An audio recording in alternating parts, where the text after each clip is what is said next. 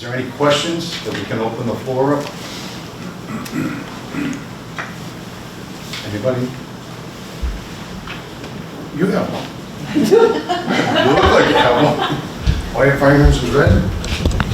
I just came to see the fire department. I've never been in here. Yeah, see? This is your department, right? I guess it belongs to everybody. You're proud of it. Yeah. Proud of that. Where do you live in town? Congressman, Okay. Anybody? then you're down.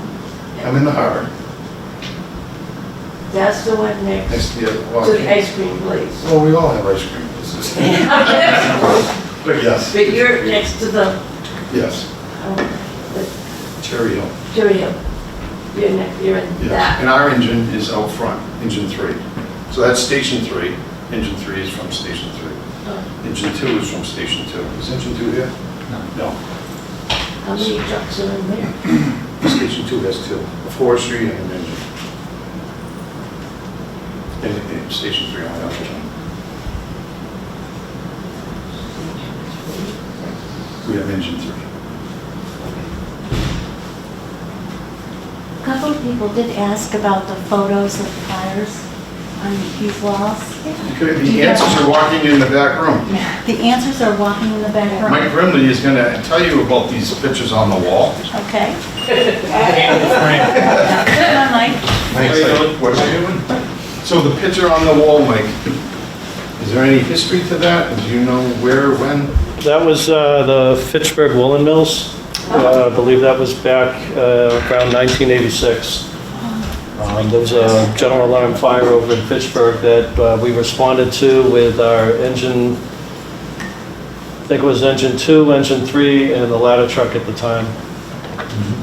Is that the same with this one, or is that a different one? That fire over there we did not respond to, but that was a fire in Leominster. And that was a multi-alarm fire. During that fire, Leominster lost all their power and communications, and the dispatchers ran that fire with a portable radio. Which is pretty incredible. I don't know if any of you had the opportunity to look in the lobby. There's a lot of history in that room. There's a couple of, for lack of a better word, cases, a lot of history of towns and fire. And later on this year, we'll be opening the museum in the harbor. Oh, And there's a lot more history going on down there. So I look forward to that.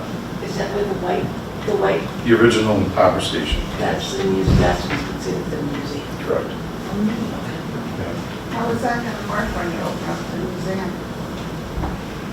Like, is it just gonna be open all the time in public, or?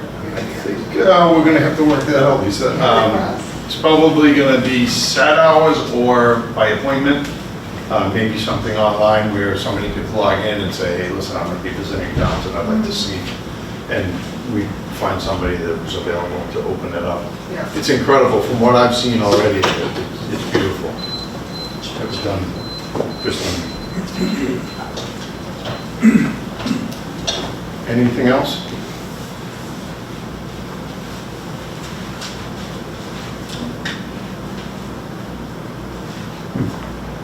Johnny Moore, you have any words of wisdom for us? No, sir. How many volunteers do you have here? Current roster, Mike? 50. We have 10 full-time, 40 paid call, and 10 on emergency management. So it's actually 60, but 50 under our daily operation. Real quick, we can go around the room and introduce ourselves, starting with the chief. David Shepard, Chief of the Department. And here we go. Jim Kirk, I'm the Assistant Fire Chief. Brad King, Deputy Fire Chief. Mike Brimley, Captain. Chris Reed, I'm one of the full-time firefighters here at Townsend Fire. Tyler Carter, Engine 3. Greg Galliotti, Lieutenant, been on the department for 23, almost 24 years now. Jonathan Moore, Lieutenant of Station 2.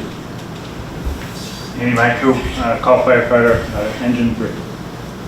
Jason Borman, call firefighter EMT at Station 1.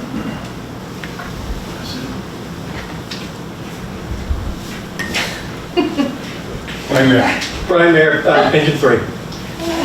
Premier also does. Just returned from Alaska. He's on our firefighting task force. Got great talent and skill when it comes to integrating into the woods. And we have nicknames that he'll be mad if we use, but Brian is not only skilled in our area, he's also a district warden and utilized throughout the nation on various task forces. And how many weeks in Alaska?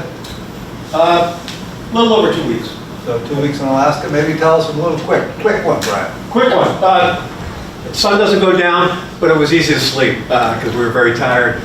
We worked out at the Anderson area that's south of Fairbanks in the Black Spruce Forest, where most of the fire was happening, around small camps, some homes where people live there full time, and we helped with the Alaskan Incident Management Team 1, help the fires out. And they would fly in with rations? Well, if we were lucky enough, because due to Alaska, you have to order everything 72 hours out, and we moved around quite a bit because we're a Type 2IA crew. So with that flexibility, we missed our dates for ordering food, so we had quite a bit of MREs, which are pretty good. Yeah, I think you know what they are. The chicken marsala is probably the best. MREs, for those of you that don't know, are meals ready to eat. They're not really. Yeah. Just add water. They're not good. When you have nothing else. Yeah, that's what you do. have MREs. Make the best of it. If there's no questions, I'd like to introduce you to the chief again and have him come up. He can go over some information for you. Thanks, Dave. We've been watching the budget process since December and listening to the community. So certainly we're aware that it's a little bit of a hot topic, and there are folks that have a position, and regardless of the position, we hope that people will be respectful to understand that what we're saying here today is the facts as how we see of how we have gotten here. So no scare tactics, just the facts, Joe Friday. And if there's an elephant in the room, let's address it, and I'll probably bring up a couple just to kind of outline to where we are. I think in order to have a good community, we have to have an effective education system, we have to have an effective municipal government. And last year, you know, the catchphrase seems to be transparent. We're attempting to be transparent, and I sometimes question where the breakdown is on information. Maybe the folks that are giving the information assume that everyone understands. This is our attempt to state where we are at. So with the need to have a complete community, education and municipal government, I wanted to go back to last June. Last June we didn't have a budget, and we didn't really get a budget until August at the special town meeting. At the special town meeting, there was an override vote that failed, and it actually passed on the first time, and then they went for a recount and it lost by 1. So at that point in time, the first $600,000 to balance the budget had to come from trash. That's where the purple bags came from. So for anyone that may or may not have been aware, purple bags were a result of a failed override. And then in March of 2010, there was another movement of $611,000 to the school district. Now, the same amount of taxes being paid, and it's just the money was reallocated from the municipal government to the school budget. We do believe that there is a need for that once again, but let's be clear that in a 10-month period, $1.2 million was taken out of the municipal government and moved over the educational component. In my perfect world, it would have been nice if everyone had come together and were able to talk about that rather than to find the reasons not to. So 1.2 million plus came out of the municipal government. 400,000 was taken out of operating in March, 200,000 in free cash, and that was moved over. There's no silver bullet in this, folks. There's no quick and easy way out. So we had a vote in this past town meeting at the end of June, how we were going to be able to address it. It may not have gone the way any of us really wanted it to go, but at least we have a budget, and the budget is contingent upon an override. Without an override, there were functional segments that were agreed upon in that town meeting. And those functional segments, without having the override, would be a reduction. The reduction to emergency services that everyone voted on that was at town meeting is $138,000. When I asked specifically to the town administrator, what will be the cut for emergency services or specifically fire EMS, that's where our driver is, and he said it would be $90,000+. So there's a variety of things could happen. If the override passes, which I support, if it passes, then there's no need for concern. If it does not pass, we have to find $90,000 to come out. I will also say that in this past budget cycle, there have been very few folks who have actually come in and wanted to go through this. So during our officers' conversation, we opened it up and decided this was the best way to address that. For a quick comparison, the town of Air has 8,500 people, and sometimes, depends on the survey, you look at maybe 9,000, just shy of 10,000, 9,500. Their EMS, fire EMS budget is $3 million. They give $600,000 back from their receipts. What we do now is we're about 1,700 calls a year. We're actually drifting down a little bit. Our budget's $1.7 million. Some would say that we've increased by 20%. No, we've really increased by about 50%. But I will share this with you. In fiscal year 2018, the fire EMS budget was $1,064,000, of which the town contributed $764,000, and we kicked back $300,000. So that's basically with a little bit of an ebb and flow of how it went for the next 8 years. In fiscal 25 that we just finished up, our budget for the Townsend Fire EMS was $1,696,437, of which the town contributed $796,000, which was $32,000 more than it did 8 years prior to. However, we sent back $900,000, which there is no other organization in the town or in the area that is kicking back that much. So we're averaging about 700. Since I've been chief, we've gone up from 430 to 900,000, and it's a very, very fragile program in order to be able to generate income, to be able to service people, and to be able to give that back without costing the community more. So those are, I think, important statistics, and I have every year from there. David, thank you, had done an introduction of all the firefighters that are here. We have 50 on our regular roster, 10 during the day, paid full-time staff. The rest would be per diem and paid call folks. I believe paid call folks at $17.74 is the best bargain in town. When we call them, they come, and we use them regularly. I could get into great detail on equipment. I will tell you that we've ordered 2 engines 3 years ago. One was at $734, the other was $815,000. Now they're all over 1.1, and there's still a 3-year wait, and the escalation clauses in them would put them probably closer to 1.25. So 20 years on these engines to be certified. We've got 2 engines that are no longer certified. I hope the town, we can continue to move. I hope we can continue to get them, and that should put us in a good, safe, protected place. Ambulances, we've been, the joke we use is we're running the wheels off them with the amount of calls we've got. Our 3rd ambulance was scheduled to be here 4th quarter. It's a national problem. We probably won't see it until the 1st quarter of 26. We bought that ambulance at $350 with a $50,000 contingent. That contingency will be used up today to buy an ambulance. It's $450 to outfit it is another $250. Not lucky, but there were 5 fire chiefs that were deeply involved with the DPH for the closure of Neshoba. Those 5 communities got $250,000. Townsend was one of them.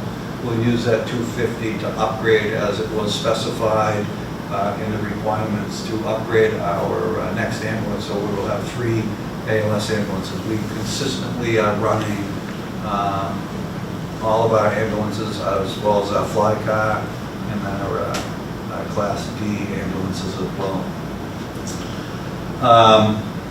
That said, there is a possibility of another $350,000 coming, but it worked well with the first 8 more communities get in. Whether or not it's going to pass, we don't know. We know that it's in the governor's hands, more or less. It's been through House, it's been through the Senate, now it's in special committee, and there's no guarantee that it will come or it will not, but we'll have to apply for that money, and there will be specific criteria on it.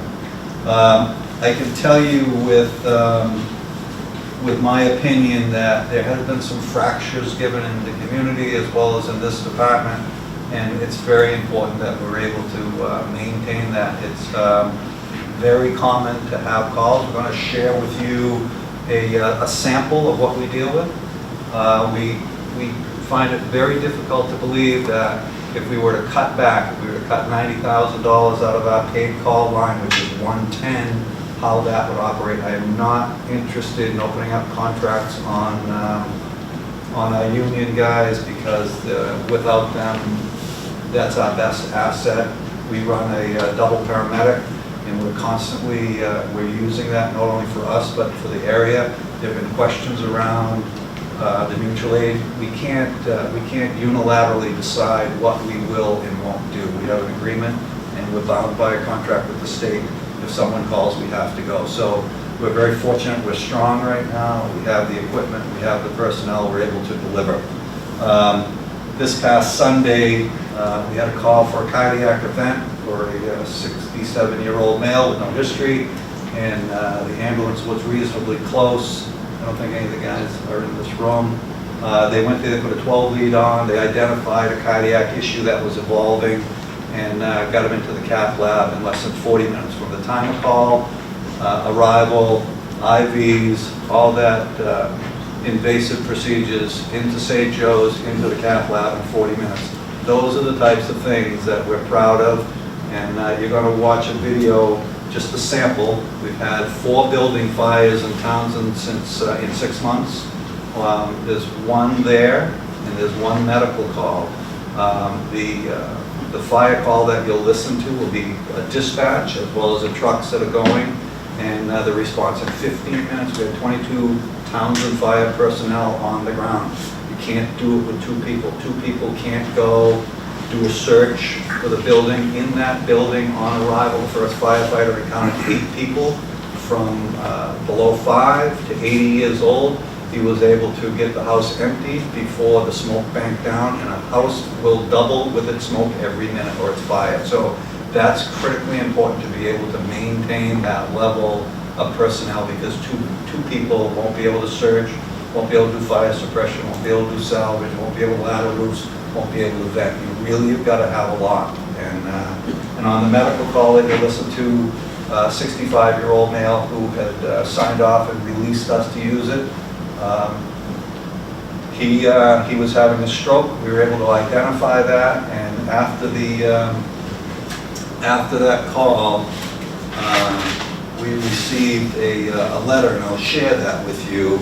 And it came from the attending doc at UMass, and he wrote, I'll redact some of this, he wrote, I hope you're doing well. I wanted to take a moment to send along strong kudos to the crew from yesterday. While working at UMass, we got a life flight direct scene stroke activation, a bit unusual for an activation pattern for us. Turns out it was a gentleman seen by Townsend with a concerning story of an ED fast score of 4. The crew recognized a concern for an LVO ICH basis high on the fast score and actually requested a helicopter for direct transportation to UMass. It turns out they were exactly right. He ended up having an acute basal ganglia hemorrhage, and I'll skip a bunch of this, and he said, I know it isn't standard practice in stroke protocol, but this quick and, more importantly, correction decision saved the patient many hours of precious time and management, and we're seeing that regularly. This is not a one-off. With the closure of Neshoba, with hospitals that are overloading, with longer transport times, with longer times that we have to staff these ambulances and hope for people to come back. We have that right now. And to go backwards and to lose that, it would be, it would set us back an awful lot of time. So I ask folks whether they believe or they don't believe. You've got to, whatever your political persuasion is, you got to think about yourself, think about your neighbors, think about your families, and think about where the value is. And in closing, I will say that the ISO, the Insurance Safety Organization, will make a determination if we do not properly staff the town. We can have the best equipment, we can have all that, but if we cannot respond, then your insurance rates will be adjusted to whatever our responses are. So they can do that on their own, and one of our beliefs is we want to have 6 people in 6 minutes to wherever it's going, and we're able to hit that. It's called shoot time. Whenever the tone goes off, wherever you are, whether you're home in bed, whether you're in here, we're very comfortable that within 6 minutes, we're going to have 6 people heading your way. And it's very apparent on this call that you listen to, 15 minutes, 22 people, 3 engines, 1 ladder, 1 ambulance, and 1 tanker is really quite phenomenal for a small town. With that, I'd ask our Assistant Chief if he wanted to chime in on anything. Jim has brought a great deal of credibility to us and skill from where he came. And if he's got anything you'd like to say, Jim, love to hear it. No, I guess the chief did a great job of giving you a sense of where we're at. If there's nothing else that you take, regardless of how you feel at the end of this, I hope you take away the pride of our members. They're here to do good things for you. I hope you see that in the cleanliness of the trucks, the immaculate condition of this building, and the fact that they're here tonight. So I hope that that's something we can all agree on when you leave here tonight. Jim, I'll turn off some lights if you want to start this. Folks, this is real time. There's very little filters here other than redacting names and addresses. Yes, there's emergency, Townsend. What's the address of fire? 401, it's right off the road. Fire, it's bad. Is it a structure? Yes, it's a house. My husband's trying to knock on the door now, trying to get someone to help. 101? Yes.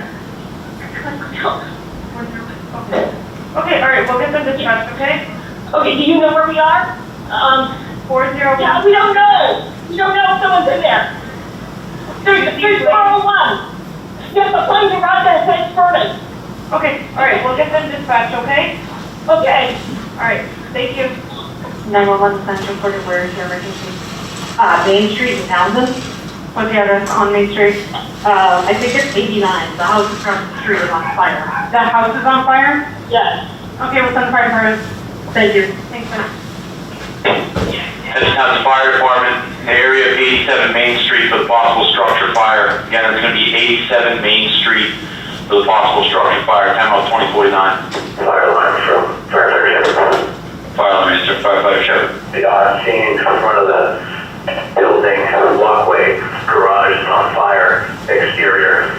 The house has not been evacuated. We do it at 360. 360, sir, you want me to start a working fire assignment? Started working assignment. 360 working fire assignment, 2051. 30C2, fire alarm. Fire alarm answering 30C2. C2's on for 87 Main. C2, you're on for 87 Main at 2051.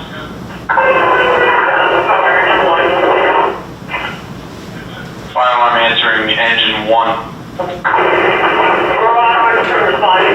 Total occupant still needs to see the exit.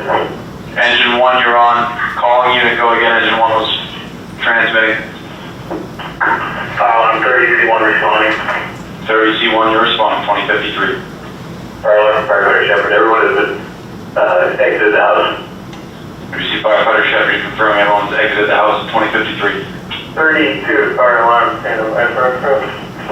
38-2, you're standing by for crew 2054. Fire alarm 30 ladder 1. Fire alarm answering 30 ladder 1.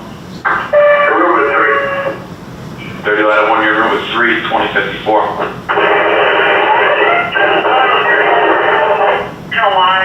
Calling units, you guys are walking over each other. Calling engine, go ahead. 30 engine 3 en route 2 and 1. Next unit, go ahead.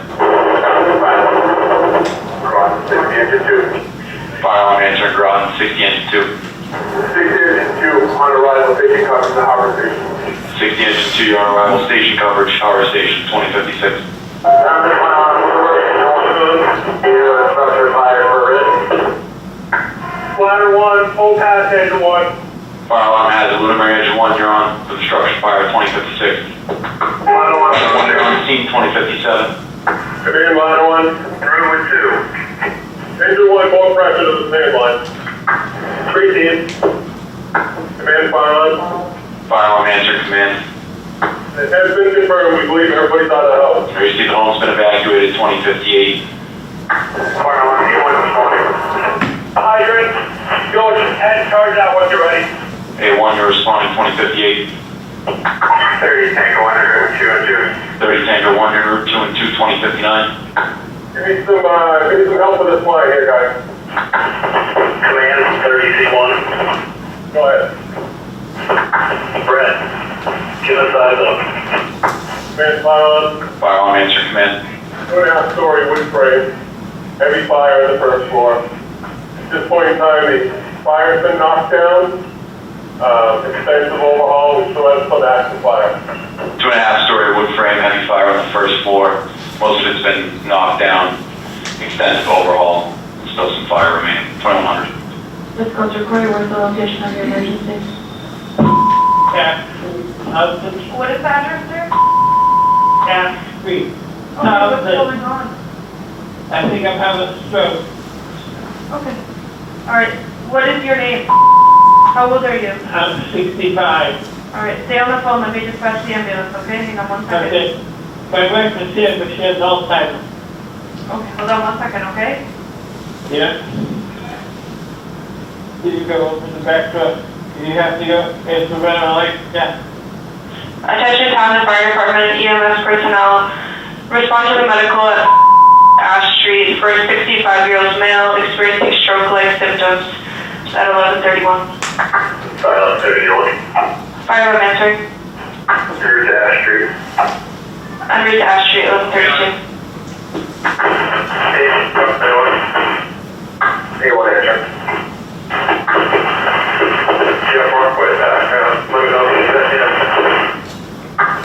Receive all of that, We have to well drag me down the stairs. Look, I got Are you still there? Yeah, Okay, I have dispatched them and they're on their way, okay? yeah. My wife has Alzheimer's. She can't figure out how to go upstairs, so I'm gonna go up upstairs. 30C fire alarm. 30C. Confirm. Ash. Affirmative, sir. Yes. Are you en route to that address, sir? Received on scene 11:34. Do you see a first responder? I'm laying on the floor. Okay. All right, he should be coming in just a second. Okay, he's in your house, okay? Do you see him? Fire alarm, entry can. Okay, all right, he's there, okay?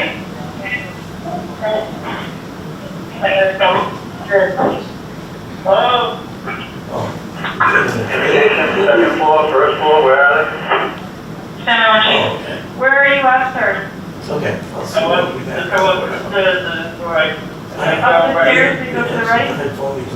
Yes. Okay. Up the stairs to the right. So I see him, left the door open. You see that when you have the doors open for you? You're right. Okay, are you with him? Yeah. You are with him? Okay. Okay, we're here, the help is on its way. Fire alarm, 30, one's on scene. 30A1, you're on scene 11:37. 30C, answer. 32, answer. Cap, what's your location? Just turn on Townsend Harbor Road from 2A. Right, we're on the load. May need some assistance getting downstairs and out of the house, but if you're heading this way, keep coming. Okay. Fire alarm, come 38, sir. Fire alarm answering. I'll be out with A1. Out. True with A1, 11:48. 30C, fire alarm. Fire alarm answering. Check for the helicopter that lives, and then we'll determine the location, whether it's Pittsburgh, the hospital again. 30C. Answer. My flight does have a plane out of, or helicopter out of Fitchburg. Where would you like them to land? I think we're going to the airport. We'll go right to them. Okay, for safety, you'll drive right to the Fitchburg Airport. Prepare and transport now. Proceed. Command to 30C, my flight is asking what is the time frame to when you could be at the airport? 12 to 15. 31 per hour. Fire alarm entering. Yeah, that's true. Pittsburgh Airport. I do have 2 medics on board. ALS to Fitchburg Airport, you do have 2 medics on board, 1156. 30A1 fire alarm. Fire alarm entering. 30A1 is clear Pittsburgh Airport returning Townsend. You can assign the call to 30-10. Thank you. 30A1, clear from Fitchburg Airport, returning to the station, assigning call to 30-010, 1224. Well, folks, thank you. We're averaging 5 calls a day. That's a kind of a cross-section of what we're doing. If there's any questions, happy to answer it. I know there's a small crowd. Regardless of how you vote, hopefully there's transparency that has been asked for. Hopefully there's education, and hopefully we'll be able to utilize this information to make the best decision you can. Regardless of the outcome, we'll do the best we can with whatever we've got. Sir. I've used the ambulance service quite a bit in the last 2 years, maybe 3, and it's been out of this world. You know, you've been in my house at least once when it happened, and within a very short time. I lost my wife about a month ago, but it would have been a lot worse if we hadn't got good ambulance service in the house. So. As Jim said, you got a lot of folks with a lot of pride in how this works. I've used the ambulance twice since January, and they're very good people. And it doesn't take them long to get there either from my house. I'm only 2 miles away, and I just can't say enough good things about it. Any other questions? There'll be no door prizes or anything else. You're welcome to ask any firefighter, EMT, anything you want. We'll happy to answer it. Other than that, I think that concludes our night. Thank you. Thank you. Thank you. Thank you. Thank you very much. 5 of us here, 4 to 5, Monday through Friday. And you've always got something to do. Yeah, well, there's plenty to do. The other day, yesterday, we had 4 ambulance calls in the first 3 hours, starting at 7 o'clock in the morning. Oh, wow. And then with the hospital being closed, our transport times are a lot longer because we end up either going over to Leominster or up to the 2 hospitals up in Nashua, St. Joe's or Southern. And do you also transport to Emerson? It has to be a special case for us to transport to Emerson because of the distance. Or how about St. Vincent's? No. The Worcester hospitals, it really depends on what's going on. If it's a trauma, we'll either fly the person or we will drive to Worcester. Those are special cases. Well, I guess I better change my choice of hospitals. I have Emerson. If it's a 911 call, yeah, your insurance is going to cover you no matter where you go. Because that's a question that we get asked a lot. That travel time for, artifacts. Yeah. Think about that. Yeah. If it's a special case, like you have an ongoing illness or something, and I just don't want Leominster. I know. But I mean, because people will ask, it's like, well, we heard you go to Emerson the other day, and it's like, well, there's a special case for it. Either the person has a history with their medical condition and everything is being followed there, or it has to be a special case. All my doctors are Emerson. Oh, your doctors are Emerson? Yeah. But you just got to remember, if it's a 911 priority, right? The goal is to get you to a hospital and get you stabilized. I was having some crazy breathing the other day, right? And I think it's just all allergies. Emerson. If I had to call 911. Yes. Do you prefer Southern? Not if there's something out there, should I put Southern in motion? Southern or St. Joe's are two very good hospitals up there. Yeah. Leominster can be overwhelmed sometimes. It can be extremely busy because they're taking everything from Fitchburg and Leominster, Right. Westminster, everything out that way. Well, thank you. I learned something. But thank you for letting us know. Yeah, not a problem. There's other people around, so we can ask other questions as you go through the station. They are supposed to be opening that other, emergency in Gardner. They haven't built it yet. That's where they put down Deluxe, correct? Oh, It's the building to the right, the house that used to be part of Deluxe out front. So, but they have all this stuff in construction. Oh, they haven't even started it? Yeah, I think they're going through the permitting process in the town of Groton right now. Wow. Even when they get the thumbs up, it's gonna be probably public. Yeah, it'll take at least 2 years to build the building. Long term. Help. And like the cap said, it depends on what the call is. Right. You're not gonna take them for serious, Yeah. You guys wanna see anything else? Yeah. Zealand Station, which was in a lot of hours. I don't want, you guys, you haven't done this? I have. Yeah, I haven't. So, Jason, this administrative is still setting up building. So, he's, assistant chief, captain's office. And Jim Kirk. I'll introduce you. He's around. So when did you know you came back? Just Richie Management, Phil Elliott. After we do a call, just where the recording is done, ambulance to ambulance. They sit down and we can Do all the reports. skills. Back about this one, I think. Yeah. Yep. EMS. Captain.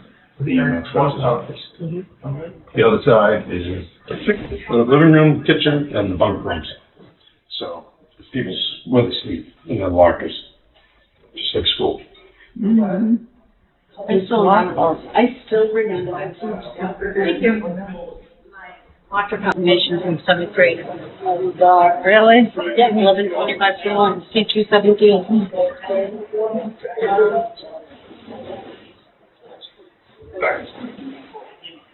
So, this is our apparatus pool.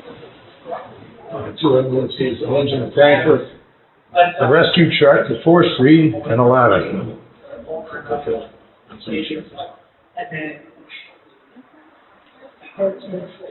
The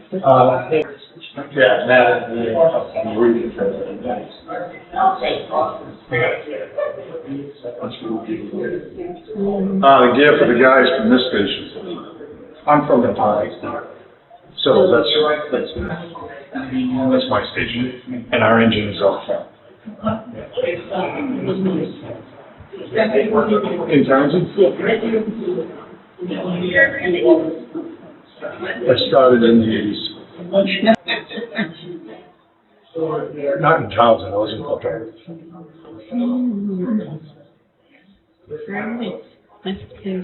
So, very nice building, it was, when was this built? So, they're talking about the heavy rescue over there. Let's hear. We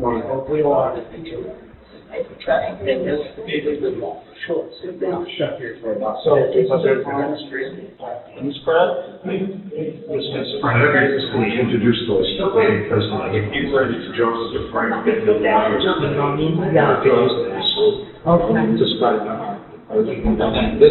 the giant stairs. Side thing for us. This can be the boat. What this can do,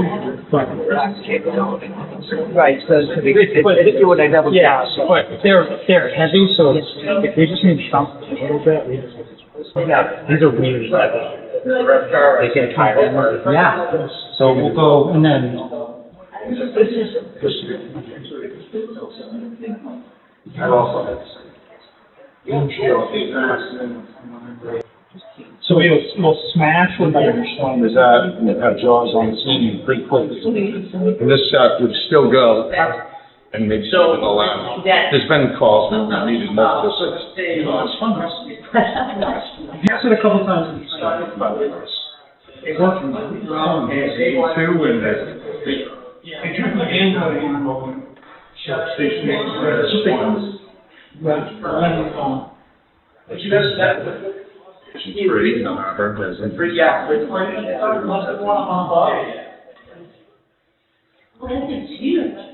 So we have our internet. Let's start with Battery operated. Yeah, and so, well, after this. And then Somewhere down. So we take that car out, put all the wires.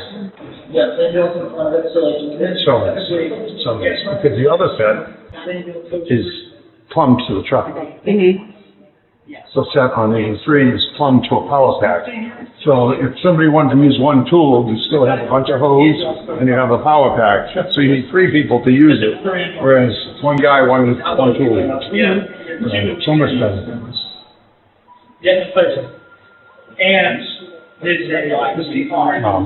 Portable lighting, stabilization, car accident. One call happens. In the back is a walk-in. You can put wetsuits on for water rescue. So, by the Joe's. You can actually drive with 2 people in the back, so you can communicate. The air conditioning is heated. Wow. Yeah. Not regularly, it just depends on if whatever the condition is, would require a condition. So it kind of just depends on it, right? Yeah. As needed. That is a dying breed. When I came to town, I still did 75. It's a dying breed. Now we have, there's Tyler over there. He's new in the department. I think he washes them daily. It waxes them. And So when you go to engines, right? for ice water rescues. We wore those for lunch with guys. So now the ambulance traffic, but people in town. So you don't have the option to go to Only if the,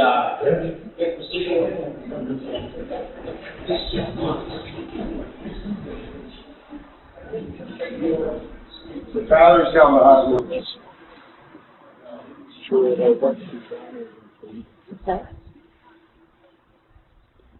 Yeah, so we're based down in the harbor, so right next to the ferry station. What's that? Nice clean. We try to keep clean. We do. Yeah, wash every Sunday? every Sunday. Every Sunday we all the equipment on, so to take them there, all sorts of connections, all that and stuff. Bunch of loose tools up here.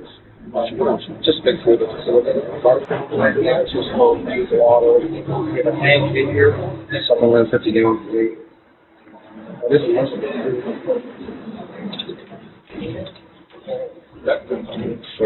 water signals, air filters. Let's spare the half.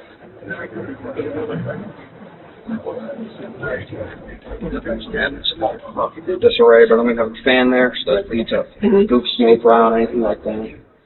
More tools, not in the back of it.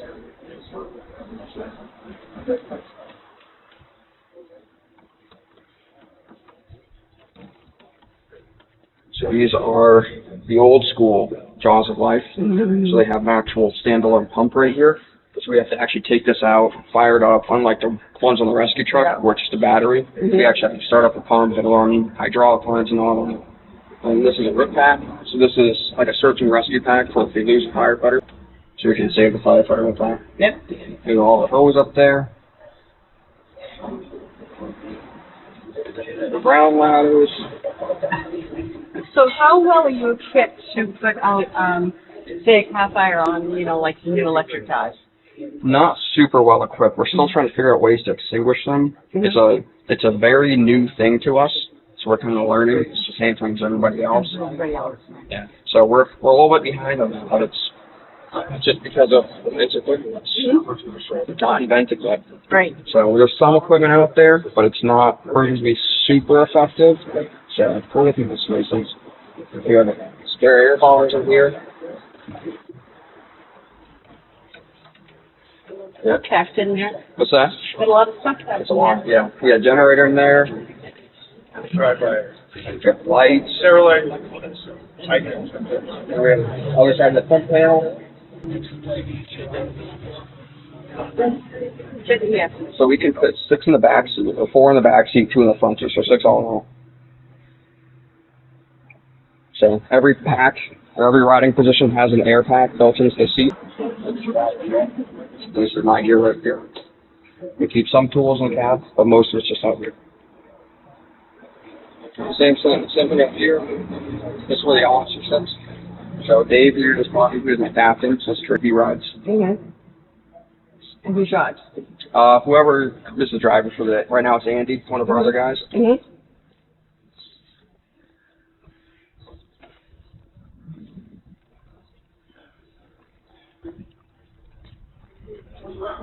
What's that? No, especially when we have gear on too. It's hard to squeeze them. But just smooth riding truck. It's old, but. What's that? I'm 20.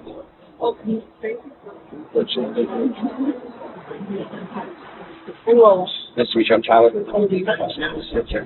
Yeah, I've been here for 2 years. And what is that? I live in Groton, so I live right over the line. Right next to, you know where Hannaford's is? I do. So if you go past Hannaford to the right, I live right over there. Oh, wait, welcome back. Oh, do you? Yeah. Do you see us out there on Sundays? Not as much as they back away. Oh, really? No, that's your neighbor.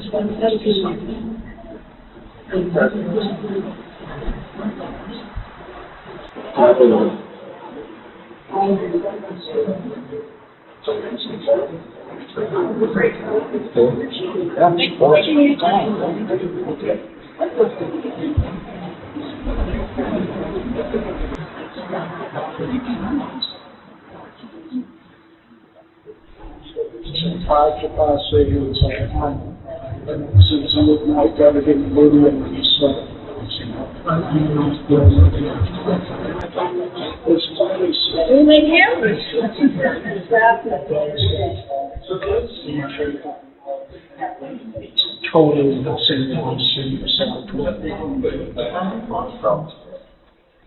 pretty efficient. Hey, how you doing, guys? How are you? What's new and exciting?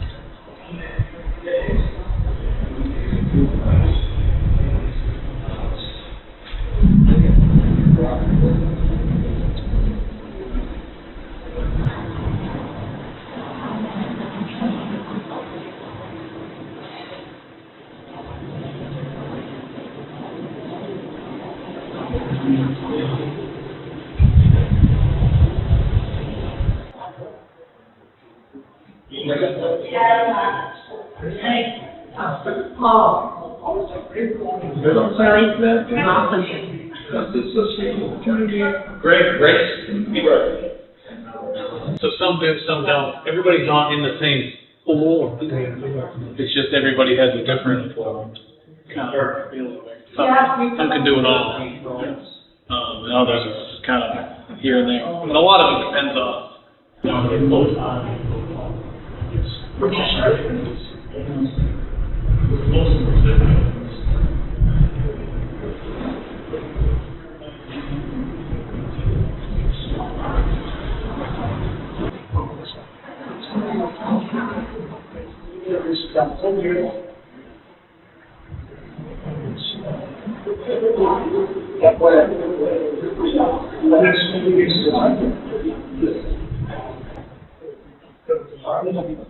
No problem. Perfect. But at this time, I think it's a huge hobby. I can answer for you.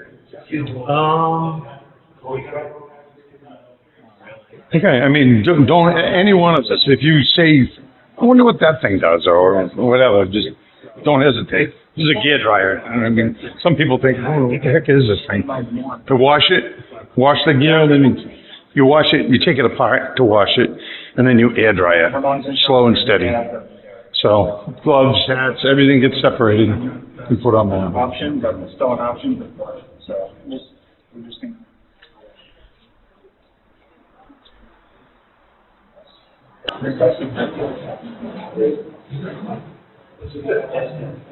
Focus on. My mom's in California was huge. The weekend, but he's usually talking. She's like our number one source. This is all I see.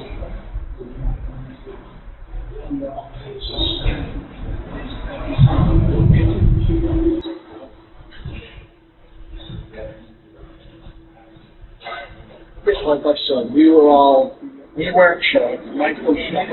Right.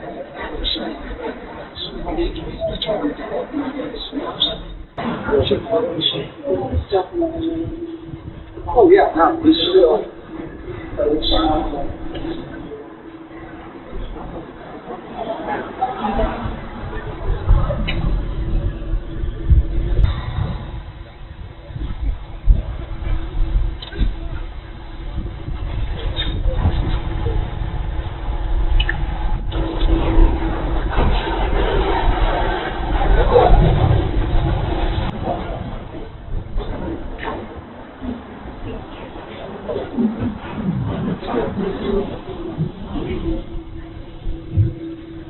I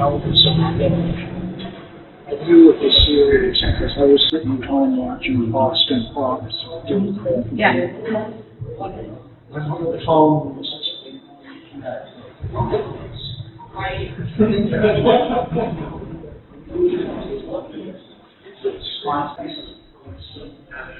wow. Certainly is. Tyler, the tanker, that's nice.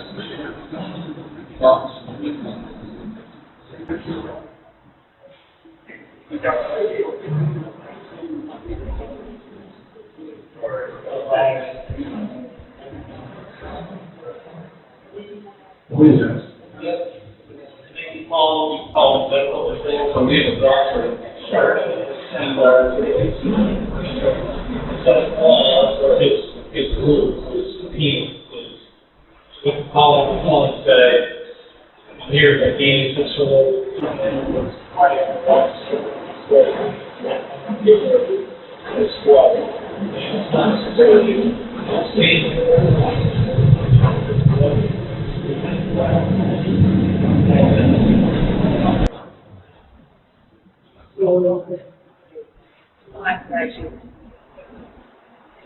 Yes, especially. Yes. Paramedic is different than medic. So, I'm sorry, they're the same. Oh, It's just like a slang, okay. medic and paramedic, yeah.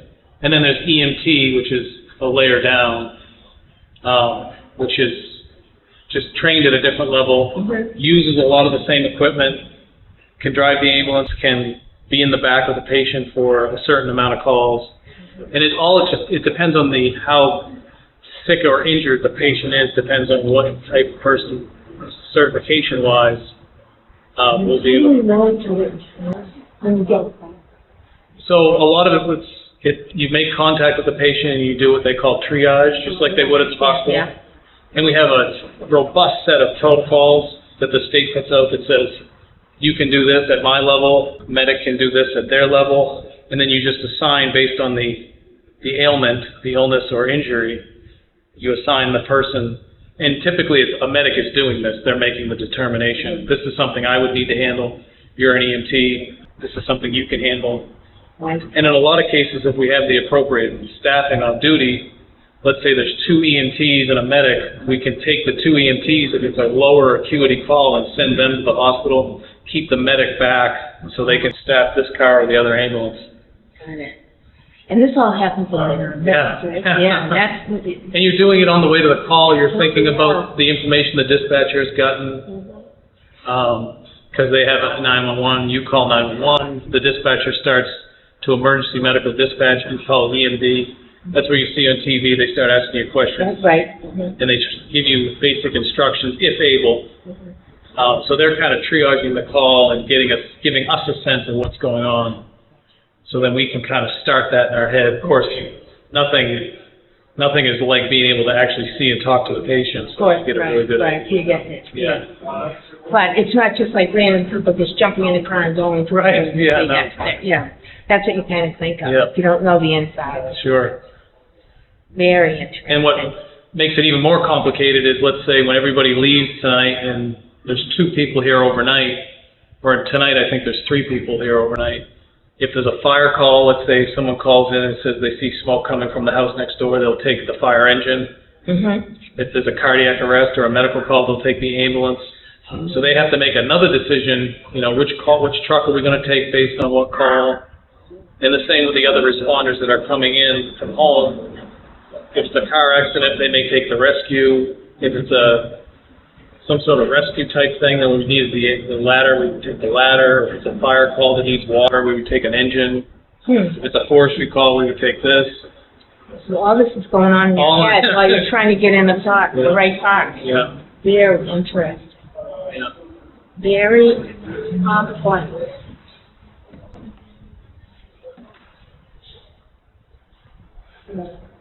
So as you know, we're getting 2 new engines. Most likely one of them will sit right here and this truck will go, and we'll leave another truck in. Because those trucks are very old.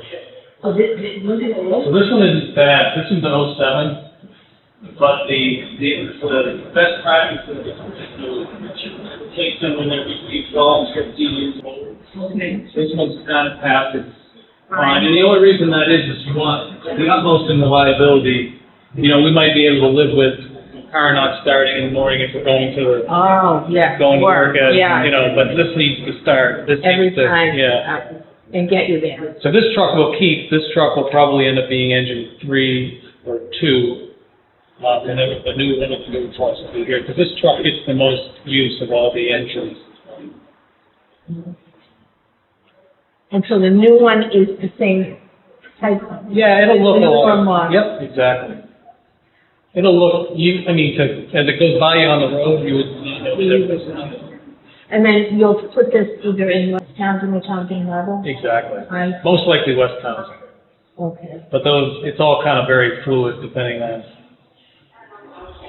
what happens. Right. And then the ladder truck, that's just,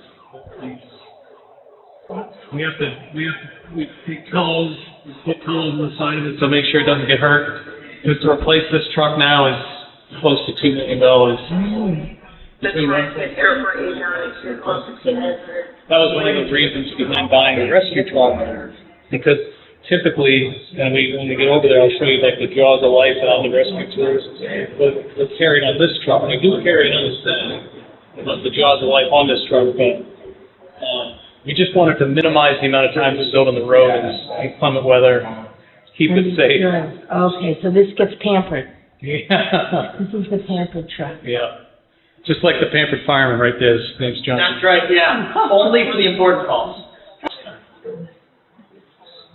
We're gonna make sure. We're gonna make sure that that gets done. This is the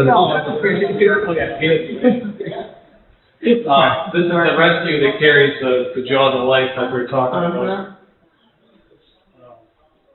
Jaws. So these have come a long way. I've been in the fire service 30 years. Oh my God, the little jaws. So imagine we put that in a little opening on the door, and then so pop the door open so we can get you out. I won't let you take the whole weight of it, but just feel. Oh, you can say. Ooh. That's heavy, huh? Very heavy. Very heavy. So back in the day, everything was you had a hose connected to it, but with the advent of battery power and the technology that came along with it, they got a little lost. So now it's batteries. And we have, these are cutters. Oh, I see. Big pair of scissors. No. This is another smaller one, and then this is like a ram. This goes out twice its size. Okay. Then they can just bang something in. Yep. But like I said, the technology has come a long way. So is that how it charges? Yep, those are extra batteries to Make sure that it's always going. So if you were running one for a while and you had to swap out, you could just swap the battery out. Oh, so much equipment. So this is down that goes out in most of the car. For motor vehicle accident. Oh, not the motor vehicle. We have it set up so that, I was telling you, this is the backup ambulance, and they rotate. If it's a motor vehicle accident, we always need an ambulance. But we take this one on motor vehicle accidents, whatever one it is, whether it's A1 or A2, so that this guy can get out. Gotcha. Oh, yeah. And he goes with it. Yeah, he'll go first, and then this one goes out. Now, let's say that it's a motor vehicle accident with a fire, we might take an engine after this one, but we'll send this one first. So he goes first, and then the emergency, and then the fire. Yep, and it's just it just depends on what the call is. Again, we've heard. Yeah, that's fascinating part. How you put it all together in a matter of minutes. Oh, it's crazy. Look, he's riding on it in 3 minutes, right? Fascinating. Fascinating. Last night I heard, I was two calls, one at 66 Dudley Road for alarm activation. And there's a call for an odor of smoke, which ended up being faulty battery charge that it's only on Pine Road. So I hear engine 1 takes off. It wasn't here, but I'm listening to the radio. Engine 1 takes off, and within minutes, the guy's coming in from home, taking another truck. Man, they're so fast. Yeah. Doesn't have to live within a certain... No, by the lock door. So back in the day, it used to be, if you were on the fire department, a lot of people tried to buy houses close to the fire department. Which, like Greg lives on Highland Street, Mike lives on Oak Street. So they live very close. Jonathan Moore lives on Baker Hill Road. So Sam Bergoglio from the hardware store, he lives on Meadow Road. So they live close enough that they get here pretty quick. Jason Bourne lives on Highland Street. And it's a matter of it sounds crazy, so you have to have your clothes set up at the bed. Oh, when you go to your bed, bedroom. Oh. because, no one sleeps in their jeans. Well, maybe some people do, but I do.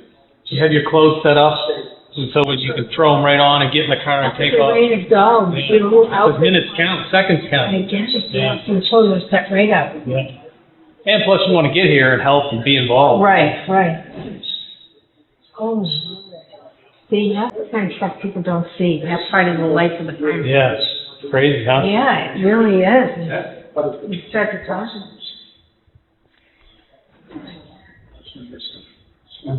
My nephew. Because it's very key in town hall that should have been pulled with telephone design.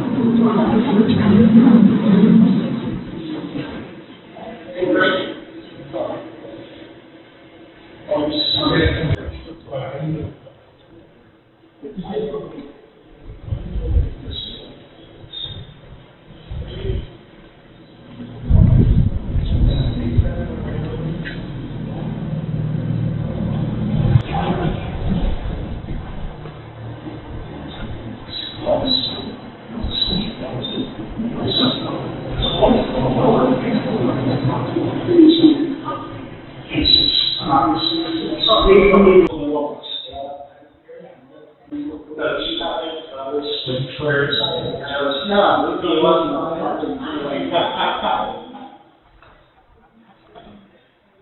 else uses it. And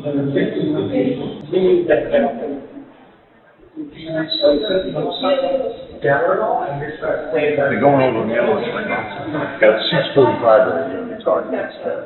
what are they doing right now? They're going over an ambulance. They're setting larger cap nowadays. Most trucks nowadays have it's a liquid swing suspension. It was developed by the military.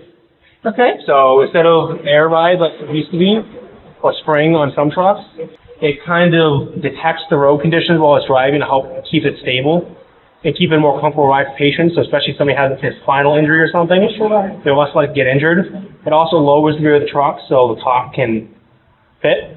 Because with newer trucks and everything just keeps growing in height and size, sometimes they don't lift high enough. Yes, they can. Outside of them, they changed the configuration. Yes. All our thoughts are. It's safer for the patient, it's safer for us. They want to go back to being an EMT, not a PV. Safer for us, safer for the patient, less likely it's going to get dropped.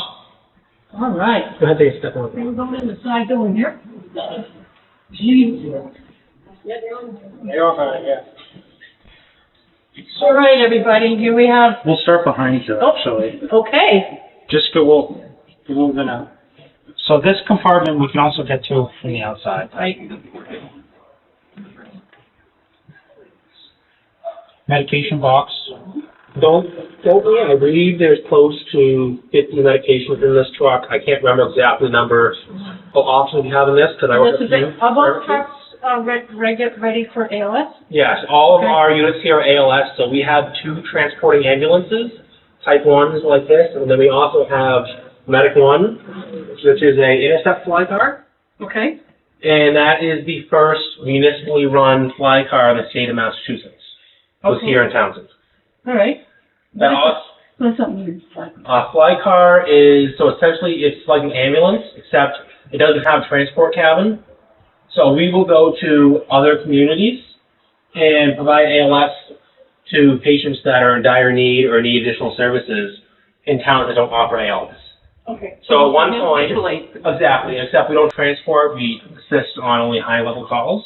Right. So like in its peak, I think 30 Medic 1 did almost, I want to say it was 7 towns that they were primary ALS in back in the late 90s, early 2000s. Okay. It's much less now. Now it's just once in a while more so or less, probably. Because the town, back then, Townsend was the only town that had ALS. Yeah, so like Lunenburg's gone ALS. Right. But with that said, call volume's also gone up, not just here but everywhere. So Right. even though they've gone ALS, there are times that somebody's not around, just like there's times that we have multiple medicals in town and we can't staff all of them at once. So sometimes we help them and other times they'll come and help us. Right. So you get, how much, do you know how much mutual aid we get? I don't know how much we get to come assist us. It depends on the day. Sometimes we won't have mutual aid assist us for a week, and these are just, thoughts that I'm trying to come up with on the spot. This isn't a hard fact. We're going to need it. 5 minutes before we start. Oh, you're doing that there, Lane? Well, if you finish that, if you want. The majority of medicals in town by ourselves. But like any town, we do have our struggles at times with staffing or Truck at St. medicals. Joe's and another one at Leominster. Yep. Or even if it's, if it's a bad call, sometimes we have to have a couple people on one truck. Right. In which case, we may not have enough for a full second truck to roll at the door. And you can carry, is this still configured so you can take more than? So you're only supposed to take one patient in the vehicle now because there's not really a way to secure a second patient to OEMS standards in the state of Probably Massachusetts. just feedback in the day, too. Yep. As well as we don't have enough gear and cardiac monitors on every truck to do 2 patients. Right. And it's probably not feasible financially to set up every truck with enough gear for 2 patients with the rising cost of everything. Yeah. back years ago, I mean, it was, you just, there wasn't going to be sometimes there just wasn't another ambulance that was going to come. Okay. And you would just stack them. I mean, usually, I'm exaggerating. No, I've like been in those situations where sometimes well, you just gotta, and you'd have this side was it's a full bench, and you could strap people down. Yep. The spinal board you could secure. Backboard or scoop stretcher, or whatever you had to secure them. Jason will just kind of explain quickly what's in a couple of these bags over here. I don't want to, I know I probably started this because they're going to start that presentation. Okay, so I'll cover a couple quick things for you then, Jason. Yeah. So we have our oxygen bag here, so we can bring in a small oxygen that has a few different ways to put it on, non-breathers, nasal cannulas, BiPAP, CPAP. And once we get back in the truck, we do have a larger tank we can connect to. We have a ventilator that we can use to provide CPAP, as well as, like, if we have the pulses back after cardiac arrest, we can use that to provide a high-quality breathing of the patient for the best possible outcome, because they are hypoxic, who's not breathing during cardiac arrest. Right. We have our Lucas right there, which is a mechanical CPR device, and that is tremendous in that instance because it provides dependable, high-quality compressions for the best chance of life. Yes, and they're probably the best thing for the patient because it's a lot safer and they can continue compressions during moving.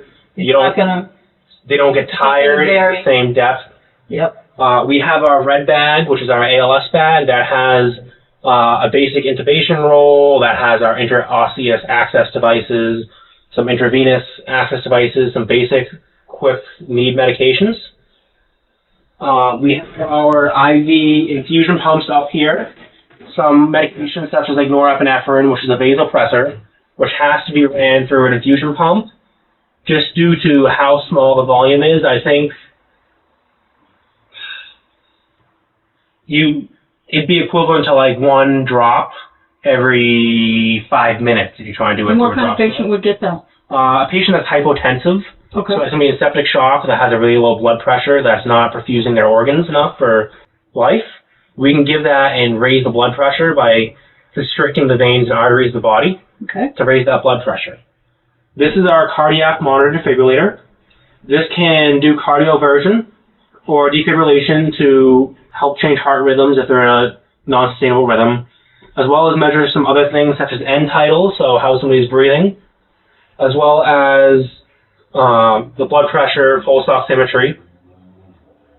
This is essentially a lot of the same equipment we have in the bag. This is just our secondary stuff in case one fails, additional stuff, backup airways.